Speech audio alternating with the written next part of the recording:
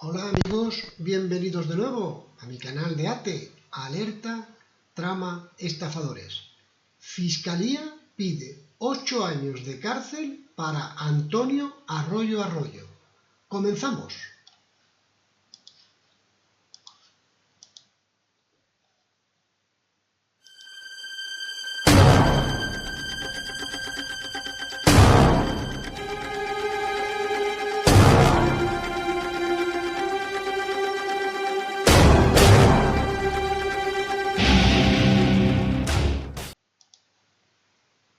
Aquí tenéis en la pantalla la noticia que quiero comentar con vosotros, porque es una noticia importante.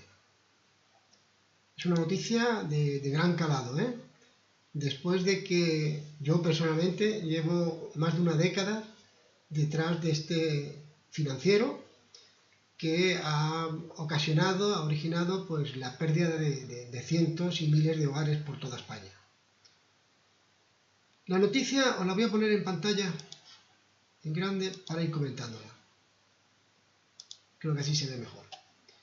El titular es del diario.es y dice que el rey del dinero fácil vuelve al banquillo. El fiscal pide 8 años de cárcel para Antonio Arroyo por estafa en sus préstamos. Bueno, al parecer la fiscalía acusa al prestamista de engañar con sus préstamos a gente humilde durante lo peor de la crisis.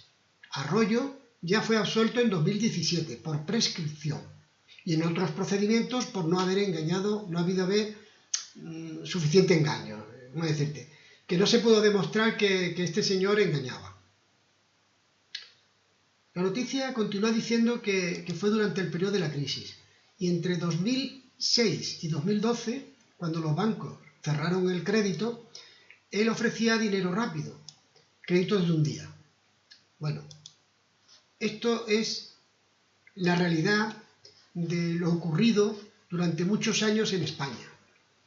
El banco cierra el grifo del dinero y los usuarios, en este caso yo me incluyo porque yo también he sido víctima de este personaje, los usuarios, las familias que necesitaban un poco de dinero pues para algún tema que tenían en casa, alguna reforma o para sus negocios, para sus empresas, sus pequeñas empresas, necesitaban una liquidez, pues evidentemente esta liquidez no la tenían de los bancos. Entonces, ¿qué ocurría? Pues que las personas, las familias, buscaban tener una financiación ajena a la entidad financiera, ¿no? Un momentito que voy a poner esto, voy a centrar esto. A ver, ahora. Y con motivo de eso, pues evidentemente aparecieron en el mercado y sobre todo anuncios por internet, muchos prestamistas que ofrecían capital privado. Capital privado ya sabéis que es gente particular que tiene dinero, lo que se ha llamado toda la vida prestamistas. Entonces este personaje tenía anuncios puestos por internet. Probablemente en aquellos años esos anuncios estaban gestionados por lo que yo siempre he llamado los intermediarios de la ruina. Gentuza criminal, entre comillas, ¿no? Porque todavía no ha habido ningún juez que diga que estos intermediarios son criminales, son estafadores, pero bueno, presuntamente yo los considero como intermediarios de la ruina, cuya misión era captar. ¿Os acordáis del paso? Es más concreto, lo tengo aquí. Aquí os lo pongo. ¿Os acordáis de este mensaje que siempre os he dicho, ¿no? De cómo se funciona la operativa, ¿no? De una estafa. Los pasos de la estafa, que era primero captarte, después convencerte y luego estafarte. En el proceso, en el primer paso, que era captarte, estaban estos sujetos, estos intermediarios. Ponían sus anuncios, unos banners pues llamativos por internet, donde se ofrecía dinero fácil, digamos que dinero rápido. Fácil, rápido, vamos a ponerlo ahí, ¿no? Un dinero rápido. Tú necesitabas 5.000, 10.000 euros y siempre ibas a encontrar a un personaje que no sabías quién era, que tenía un banner anunciado por internet que decía: ofrezco préstamos rápidos.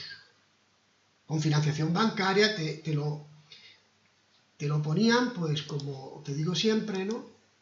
En el paso 2, convencerte. Lo que buscaban era convencerte de que ese préstamo era bancario, era con una entidad seria y que podías, digamos que, conseguirlo más pronto que tarde, ¿no?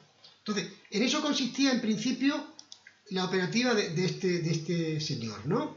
Tener muchos intermediarios, captar a la mayor cantidad de gente posible y proponerle ese préstamo que solicitaba llevándolo a una notaría. Concretamente a notarías muy específicas, ¿de acuerdo? Muy específicas. No todos los notarios firmaron préstamos supuestamente hipotecarios con este señor Antonio Arroyo. Había un círculo, un grupo de notarios que se prestaban a realizar esas supuestas operaciones de protocolo notarial. ¿Qué ocurría? Que estos intermediarios llevaban a esas familias a esas notarías. El primer paso que hacían allí, aparte de que ya les había convencido antes y que bueno, todo era muy fácil y que todo era muy sencillo, era ir a Madrid o a la notaría que él propusiera, en este caso era Madrid, que era el foco central de sus operaciones, ir a Madrid, firmar, tú cogías tu préstamo, esto se financiaba a través de banco y tú te ibas a casa, te regresabas a casa con tu préstamo, con tu financiación conseguida. Fijaros qué cosa más rápida. Pero ¿qué ocurre? Que cuando llegaban estas familias a las notarías muy concretas y específicas, con nombre y apellidos, con nombres de las mercantiles, cuando llegaban allí las familias, lo primero que hacía estos intermediarios era mantenerles en notaría la mayor cantidad de tiempo posible, para que la familia entrara en un proceso psicológico de cansancio, de docilidad, porque la familia ya después de tantas horas esperando en notaría, cuando llegara el prestamista o el notario o quien fuera, la operación se tenía que hacer rápido porque la persona estaba pues con ganas de irse para su casa porque ya rozaba lo castaño oscuro. Eran muchas horas esperando en notaría. A mí concretamente, yo estuve con mi niño menor de edad en esa notaría, en una de esas notarías.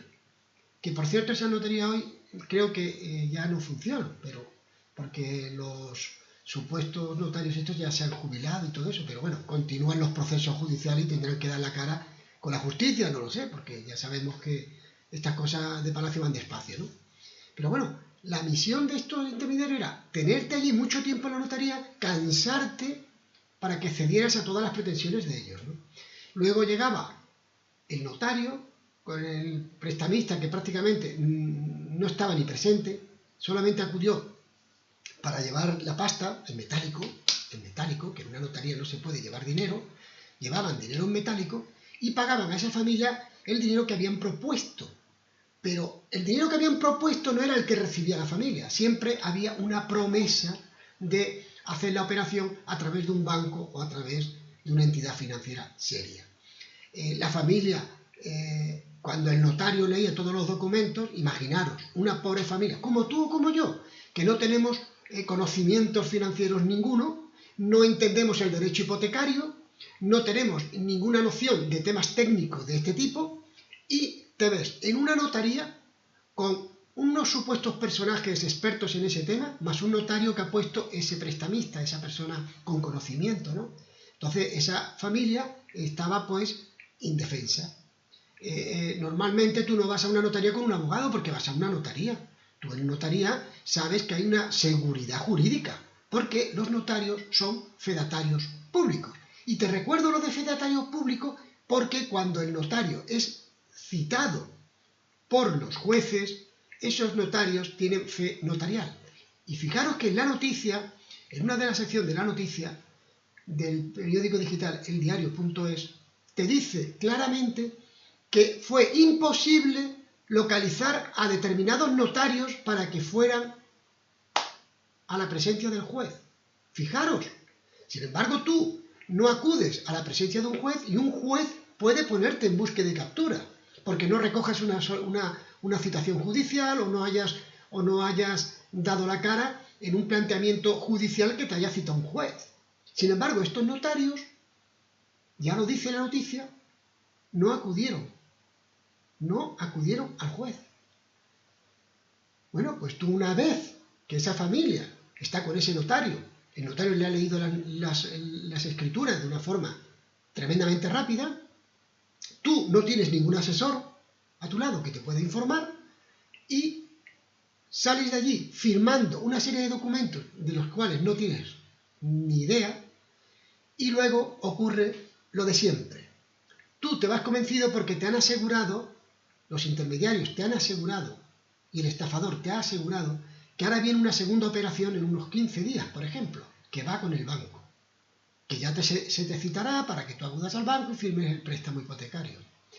Cosa que luego no ocurre, y lo peor de todo es que cuando la familia tenía intención de abonar esas cuotas o abonar ese dinero, este prestamista concretamente y sus intermediarios desaparecieron.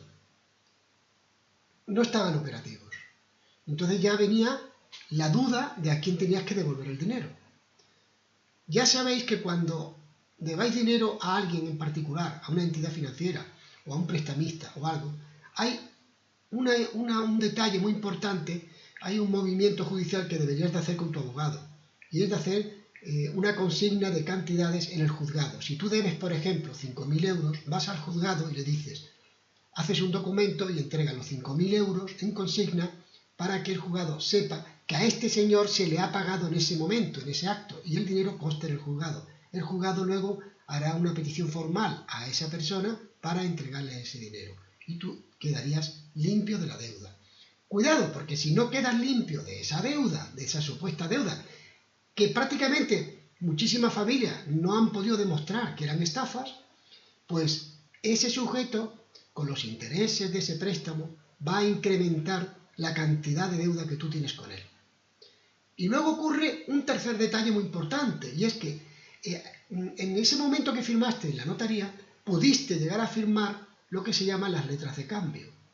Tengo un post muy interesante sobre letras de cambio, las letras cambiarias, que hay 100 normativas, 100 puntos diferentes de una normativa sobre las letras cambiarias.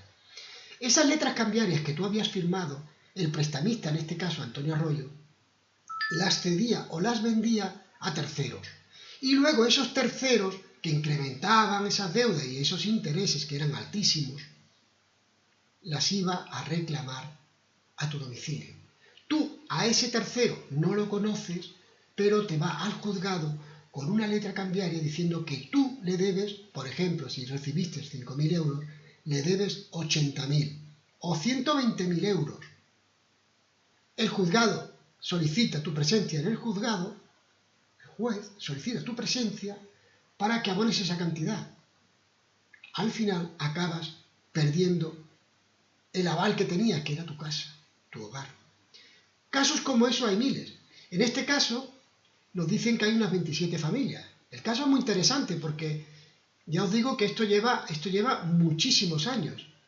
Y es precisamente, nos aseguran que son 28 clientes, es decir, 28 víctimas. 28 clientes del abogado, que el abogado es, a ver si pone el nombre, Javier Alberti. Javier Alberti es este abogado que lleva 28 causas y que lo lleva la Audiencia Provincial de Madrid. Pero hay más causas por otras vías. Hay muchísimas, hay miles de causas que van contra este señor, ¿de acuerdo? Para que lo sepáis, que esto no es solamente este juicio, hay más. Pero fijaros que ya son 28 familias afectadas en este procedimiento. Es muy fuerte. Bueno, a todo esto, lo que sí me gustaría que, vamos, solo llevamos 15 minutos, no quiero hacer el vídeo muy largo porque después no quiero que esto sea un aburrimiento. Os he preparado una serie de conclusiones o de detalles importantes sobre esta causa que me he leído un poco así por encima porque prácticamente esto es conocido en las familias que llevamos este tema, conocemos perfectamente la operativa de este personaje, ¿no? Entonces voy a ponerte pues unas conclusiones y además te lo voy a cumplimentar con unos consejos sobre este tipo de de asuntos, que es muy complicado. Es un tema muy delicado, complejo, difícil de demostrar en los tribunales, que por eso hay familias, que ahí hay un caso, en la misma noticia te indican que en 2024 se procedió al sobreseimiento de una causa porque no hubo suficientes pruebas, o vete a saber, ¿no? La cuestión es que ese financiero se quedaría con ese hogar. Al final siempre es lo mismo, perder tu casa. Bueno, pues yo, como sabéis que yo siempre estoy haciendo... A ver, voy a poner un momento aquí.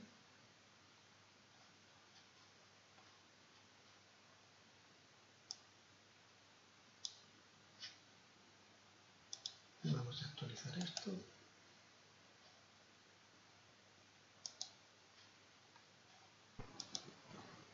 A ver si puedo llegar al otro archivo. Este es. Importante 1. Importante. Es la propia Fiscalía quien asegura que Antonio Arroyo Arroyo engañaba a sus víctimas. La Fiscalía lo tiene claro. En este caso concreto, con 28 familias afectadas, la Fiscalía lo tiene claro. Este sujeto engañaba a las familias. Te vuelvo a repetir lo del 2017, que fue absuelto por prescripción. Y no porque fuera inocente. Una prescripción es porque se ha pasado en los plazos judiciales y entonces se prescribe. Pero eso no quiere decir que el personaje no fuera un estafador. En 2024, como te he comentado anteriormente, fue absuelto también por una denuncia personal. Una familia denunció y bueno, salió absuelto. El punto 4. Asegura que, en el artículo, aseguran que es el mayor prestamista, pero la policía española lo clasificaba como el mayor estafador hipotecario de España. Eso habrá que verlo en el juicio, pero eso es lo que decía la policía. Eso. 5. Prestaba dinero en cuestión de días y todo muy rápido. Y concretamente él sabía muy claro que prestaba dinero a gente que no le podían devolver el dinero. Porque igual que un banco o una financiera te pide un montón de requisitos para que puedas devolver ese dinero, este señor no necesitaba credenciales ninguna. No necesitaba que tú demostraras que podías devolver el dinero, porque en el fondo lo que estos sujetos buscan es que no devuelvas el préstamo. No devuelves el dinero, pierdes tu hogar y la familia a la calle. Otra cosa importante es que los intereses eran muy altos. Iban subiendo y una deuda pequeñita se te quedaba en 5, 6, 7 y hasta 8 veces más de deuda. Importante 2. 28 familias están presentes en esta causa. Que el juicio tendrá lugar en febrero, ya mismo. Indica el abogado el perfil de las víctimas. Dice que es gente que en lo peor de la crisis necesitaba un pequeño préstamo, no cantidades grandes, sino algo que hoy cubriría un préstamo al consumo. Efectivamente, había gente que prácticamente con muy poquito dinero, 1.000 euros, 2.000 euros, acababan debiendo 100.000. Así de claro, están en los procedimientos, no me lo invento yo. Fijaros que en el punto 4 te indico que el aval siempre era una vivienda libre de cargas. Eso era fundamental. Porque de la vivienda era de donde tiraban. Aunque debieras 1.000 euros, iban a tirar de tu vivienda y te la iban a embargar. Así de claro. Y desahuciarte. Las víctimas firmaban por un dinero superior a lo que recibían. Y los notarios involucrados consentían las operaciones. Esto es muy importante. Porque sin el consentimiento de esos notarios no hubieran habido este tipo de operaciones. Cuidado que ha habido muchos notarios que no han pasado por los procedimientos de este personaje. Cuidado, eso es muy importante. Solo ha sido, como te he dicho desde el principio, un grupo de esos notarios. El resto de notarios se negaban a hacer este tipo de operaciones. Concretamente, hace unos días ya me informaron de que un familiar que era notario ya hablaba de estos notarios, pues hablaban peste. Ya eran conocidos en el mundillo notarial, que eran unos personajes de cuidado. 6. Se firmaban letras de cambios abusivas que luego Arroyo las cedía o vendía a terceros, quienes luego las ejecutaban. Esto es lo que os he comentado anteriormente. Esas letras de cambio, unos papeles, ¿no?, cuadraditos, rectangulares, donde tú firmabas esos préstamos, a lo mejor firmabas 1, 2 o 3 letras. Te lo ponían con el notario. ¿Tú cómo no vas a firmar documentos que te ponen con el notario delante, no? decir, que las familias, por decirte de alguna manera, estaban acorraladas. En una notaría eran acorraladas. Importante 3. Al pasar estas letras cambiarias a un tercero, las víctimas no sabían a quién tenían que devolver el dinero. Los intereses subían y al final aparecía el tenedor de la letra para ejecutarla. Claro, apareció un personaje que tú no conocías. Me llamo fulanito y viene una citación judicial de que me tienes que pagar 80.000 euros. ¿Qué? ¿Me estás contando? ¿De qué conozco ya ese tío? Pues ahí está el documento oficial. ¿Cuál? La letra cambiaria. ¿Dónde la firmaste? En notaría. ¿Tú la recuerdas? No. Pero el juez te va a decir, esta firma es suya, y va a decir tú, hombre, esa es mi firma, porque tú no recuerdas lo que hiciste. Nadie te asesoró, nadie te informó. Y de aquellos barros, estos mismos. En el punto 2 te digo que es de destacar que el artículo no comenta nada de otras causas, nada por el civil, donde se anularon los préstamos y las ejecuciones. Eso es muy importante, porque han habido, concretamente un abogado, que llevó, que yo sepa, 2 causas por la vía civil, y las 2 causas las ganó. Y la familia se le anularon los préstamos, se le anuló la ejecución hipotecaria, se anuló todo, y la casa siguió siendo de su vida. Y fueron trámites rapidísimos, en un par de años, un año o 2, ya estaban resueltos, y las familias se habían ganado. En el tema penal, pues fíjate, yo llevo más de 10 años. Y esta familia, pues, otro tanto.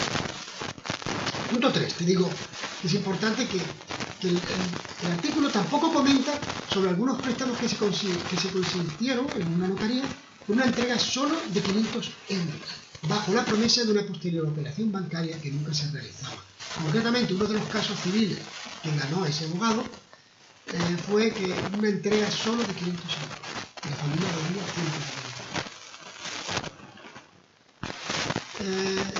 Aquí se dice que solo se menciona un notario, pero hay muchos otros de los que no se dice nada. Claro, en esta causa concretamente pues han puesto a ese notario, está claro, porque es el notario de la causa, pero hay muchos más notarios involucrados en otros procedimientos judiciales. Consejos. Como siempre, consejos. Punto 1. Consejo número 1. Duda siempre de anuncios de prestamistas y financieras en portales de anuncios reales. Lo que te comentaba al principio, que había intermediarios de la ruina que ponían anuncios, insertaban anuncios en portales gratuitos de anuncios para captar a esas víctimas. En la actualidad siguen haciendo anuncios fraudulentos en portales de anuncios gratis. Incluso para conseguir trabajo lo realizan personal de empresas esclavistas que no tienen capacidad jurídica para contactar a nadie, pero ponen anuncios falsos, fraudulentos, claramente ilegales, para captar a esos trabajadores a los que luego los engañan, los explotan y hacen con ellos lo que quieran. Cuidado con los anuncios de prestamistas y financieras y también ofertas de empleo en portales que son gratis. Bueno, también los portales de pago ahora tenían anuncios estafa, pero eso no los conozco porque yo no puedo entrar. Si son portales que de pago, de registro, yo no entro. Yo encuentro los que son públicos, ¿verdad? Bueno, punto 2. Hazte siempre con la mayor cantidad posible de datos de quien o quienes te gestionen ese préstamo. Contacta con fulanito. No vale que te digan, soy María, la de los préstamos. No. Soy Pepita, la del crédito hipotecario. No. Soy José, que te lleva el préstamo. No. Nombre y apellido completo. Se tienen que identificar. Solicítale, exígele su identificación. Cuando tengas la información de ellos, paso 3, consejo 3. Busca información sobre ellos. Siempre. Siempre busca información de los estafadores, de los presuntos estafadores. Siempre. Consejo número 4. No pagues nunca por supuestas gestiones para la tramitación del préstamo. Hubo determinadas empresas en su día que ponían anuncios de que concedían préstamos hipotecarios. Pero siempre previo pago de unas cantidades. Oscilaban entre 250, 280, 80 euros, 100. Siempre unas cifras pequeñas para que tú pudieras ceder a ese préstamo. Cuidado, que eso generalmente va a la estafa pura. le das un dinero que te voy a conseguir no sé qué, y pues te considerar que es un engaño, ni va al banco ni nada. Consejo número 5. Si te ponen un abogado o notario de ellos, exige que sea tu abogado y un notario imparcial quien autorice la firma del préstamo. Consumo creo que eso lo tienes regulado. Nadie te puede imponer un notario. Tú puedes poner el notario si tú no tienes confianza con que esa persona con la que has contactado te pone un notario que está en su vía de trabajo. Tú puedes buscar el tuyo. Puede ser notario de tu pueblo, notario de tu ciudad, y decir, mira, ¿me puedes hacer esta gestión? Va a venir un señor aquí tal y cual. Y siempre con tu abogado. Siempre. No se puede hacer una operación financiera en una notaría sin que tú vayas con abogado. ¿De acuerdo? La segunda parte de los consejos sería: no acudas solo a la notaría, que siempre te digo, acude siempre con tu abogado de confianza, eso es muy importante. Otro consejo, comprueba que en esa notaría las operaciones se graben en vídeo. Que tú vas a una comisaría de policía, una parte de la Guardia Civil, y te están grabando en vídeo. Entras en un juzgado y te están grabando en vídeo. Entras en el supermercado de los chinos y te están grabando en vídeo. Entras en un bar y te están grabando en vídeo. Entras en cualquier sitio y te están grabando en vídeo. Vas por la calle y te están grabando en vídeo. Sin embargo, vas a una notaría y no te graban en vídeo. Si hay transparencia, tiene que haber transparencia. Tú solicitas, pregunta, ¿esta notaría se graban las operaciones en vídeo? Ah, no, aquí no está. Graba tu audio o vídeo. Porque esas son pruebas documentales que luego puedes presentar si hay algún tipo de discrepancia, de engaño, todo esto. Pregunta tú o tu abogado todas las dudas de la lectura de los documentos que te den. Cualquier duda que tú no entiendas porque no sabes de qué va el tema, a tu abogado, oye, esto, y el abogado que te lo aclare. Y si no, que el abogado le pregunta al notario directamente y que lo aclare el notario. Es el que está obligado a explicar en qué consiste la operación financiera que vas a hacer ahí y que puede costarte tu vivienda, tu hogar, el hogar de tu familia. 5. Impide que el notario lea. Estos tipos de notarios, que leen las escrituras, que bueno, parece que saben librar. Y lo más fundamental, que si no vas con un buen abogado, amigo, estás perdido. Si no vas con un abogado, estás perdido. Porque ni tú ni yo tenemos conocimiento financiero, tenemos conocimiento de protocolos notariales, pues eso, ellos se basan en eso, se aprovechan de esa situación. ¿De acuerdo? Pues esta es la noticia que yo quería compartir con vosotros, porque me ha parecido interesante, ya que viendo lo que hay y sabiendo que en febrero va a tener un juicio de este señor, pues es importante que todos lo sepamos y que nos hayamos hecho eco en este canal de estafa. ¿De acuerdo? Bueno, pues ya sabéis quién soy, soy Puchi, estoy aquí para aprender y para ayudar. ¿Te ha gustado el vídeo? Pues espero que me hagas algún comentario, a ver qué te ha parecido, si tú has sido en la víctima de estafa, cómo va tu procedimiento, en qué estadio está, en qué fase está la instrucción de tu procedimiento, si sientes que tu vivienda está en peligro, si ves que te ha llegado algún documento judicial y no sabes cómo actuar, aquí estoy yo para atenderte y para ayudarte. Y seguramente que te daré protección jurídica en cuestión de minutos. Bueno, pues eso es todo. Si te ha gustado, te espero la próxima vez. Espero que te hagas cómplice de este canal de estafas. Un abrazo y hasta el próximo vídeo.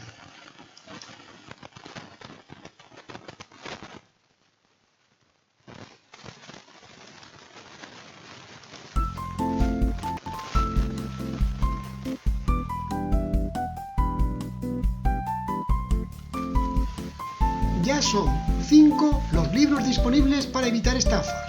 Manual contra la estafa 1 y 2 y la trilogía de documentos estafa 1, 2 y 3. Además, ya estoy desarrollando el 4º volumen para formar la tetralogía de guías de documentos estafa.